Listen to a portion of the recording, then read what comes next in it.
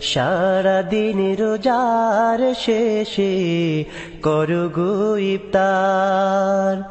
ইফতারিতে দোয়া কবুল, ইফতারিতে দোয়া কবুল হয় রে গুনাহগার।